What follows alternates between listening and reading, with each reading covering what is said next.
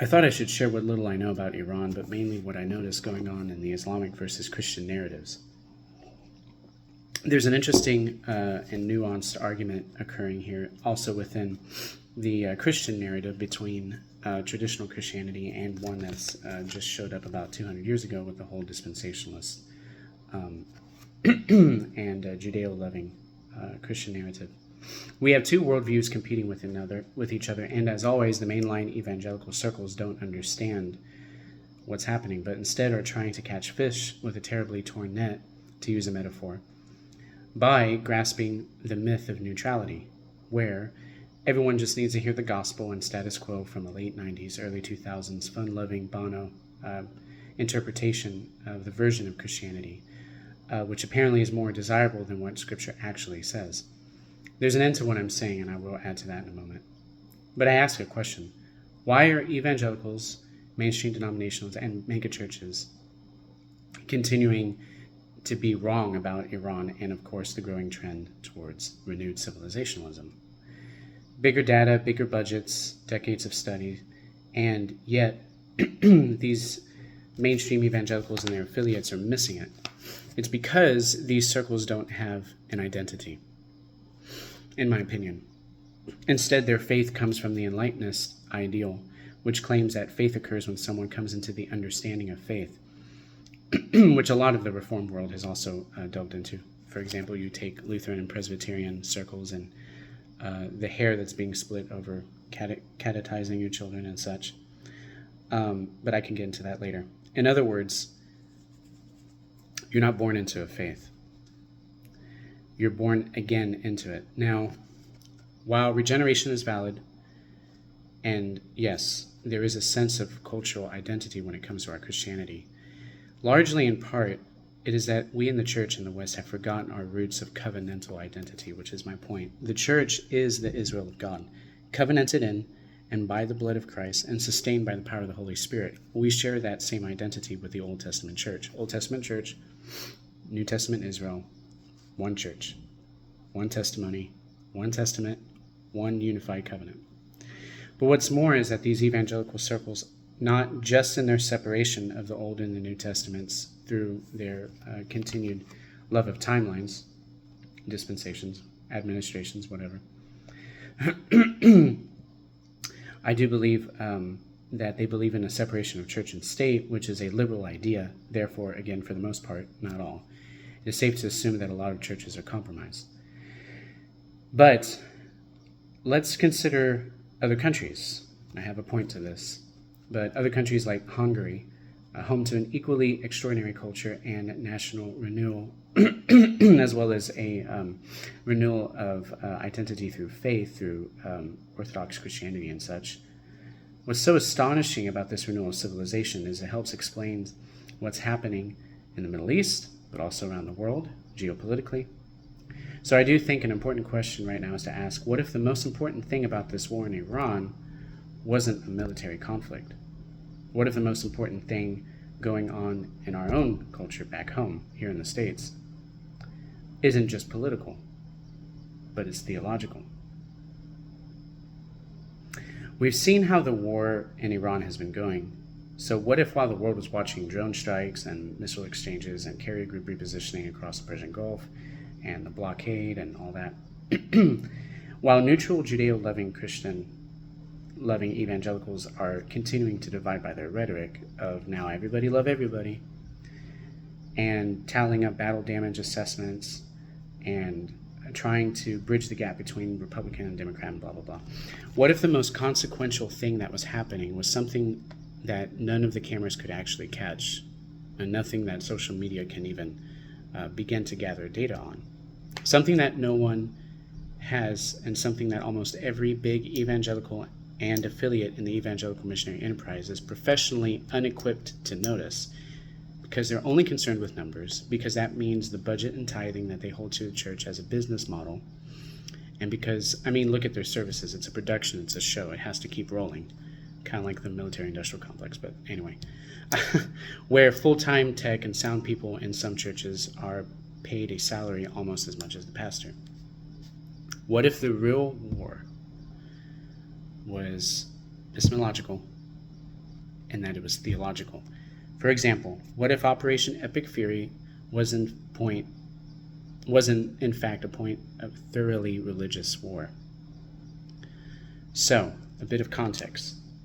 When the Iranian Supreme Leader Khomeini was killed on the first day of the strikes,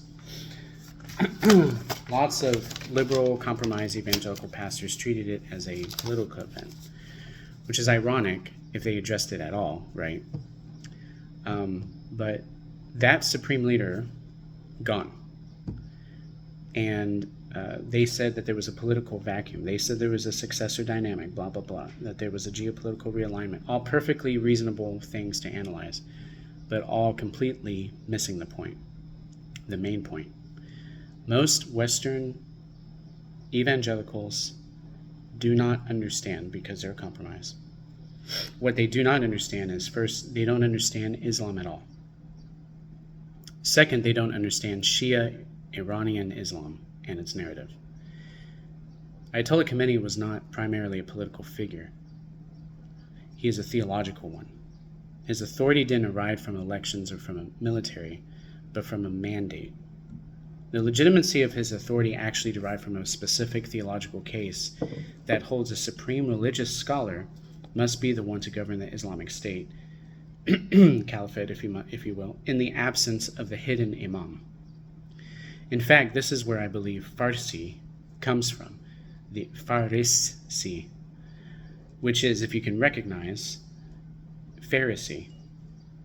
There is a minority view in Islam there is a minority view on Islam in Western academia that Islam is in fact a messianic heresy, and its many denominations, if you will, like the Twelver Mahdiism, which Iran has in fact adopted a version of that too. They are in fact the religious class. They think that they are better than everybody else, and they hold to themselves in their perspective better than the other Islamic classes. They all do. Again, it's preferential like anything else, but now many of the people are unaware that Shiite Islam believes that the last great teacher and ruler of Islam in 9th century Imam, whose name was Muhammad al-Mahdi, they believe he never died. According to that school of thought, he's still living, but he's entered a state of temporary hiddenness or occultedness, which means hidden. They use this in as their means of justification from a Quranic reference, Quran 18, Surah 18, ayahs 65 through 66. It compares Moses, the one who stands in place of the Mahdi, both to be guardians, if you will, of Islam before the Mahdi returns. And that's their interpretation and application to all of this. Iran dedicated a whole national holiday celebrating the birthday of this Mahdi, and that celebration is called Shahban. So, back to the Iranian Ayatollah. He has been, according to that school of thought, ordained by God. Of course, through this religious Sanhedrin-like class, to rule in the place of the Mahdi until the Mahdi appears again. The doctrine is and has become the entire structure, the entire architecture, the entire lifeblood, if you will, of the Islamic Republic. It's not the roof of the building, it's the foundation. When you strike the foundation, when you start picking apart all of these things through Quran textual criticism and all that, the building doesn't just change because leadership changes. And that's the flaw that a lot of American evangelicals are not getting right.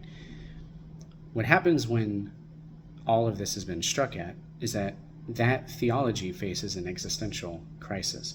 And that crisis, right, whether it's the hidden Mahdi, the Imam's governance can be maintained by way of an Ayatollah, it falls apart because the Ayatollah is dead. His son, if not dead, is incapacitated. And the rest of the Middle East could care less because they do not believe in 12-verse Shi'ism. Or as some scholars in Islam like to hold to, the two hidden surahs in the Quran claiming Ali as the successor of Islam after Muhammad, being Surah al-Nurayn and Surah al-Walaya, which were both part of the Ubayyah ibn Ka'ab's Quran Codex before the Uthman standardized Quran text. So that opens up a whole nother can of worms. I'd love to do a video on that too. But both of these hidden surahs, again, whatever, mention Ali by name which is a no-no in the standard Islamic narrative. It's a theological conflict for the most part, but the West doesn't understand that. That is the war that the Western press has missed entirely. Most of Shiite society for the last 1,000 years, long time, has largely stayed out of politics, waiting for the hidden imam to return, but the Ayatollah Khomeini overthrew the Shah back in 1979, explicitly with a political theology where the Ayatollah rules in the place of the hidden imam. That was the first mistake. He seized power and he used some kind of religious way to do it.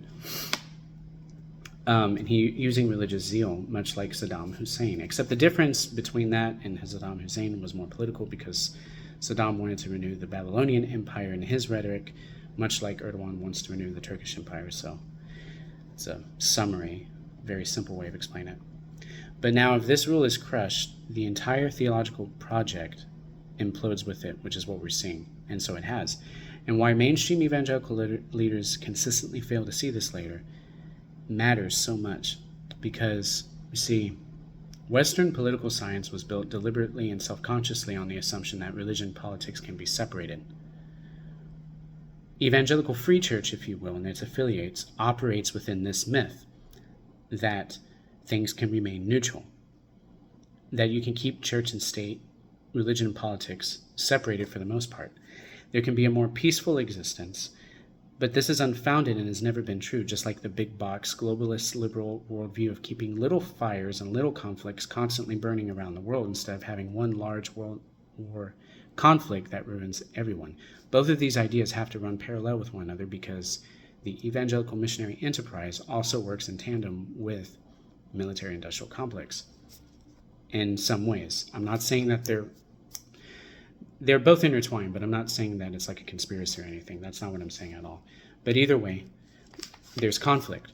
Either way, it doesn't work. People cannot remain within this open borders mentality or big box evangelicalism for very long.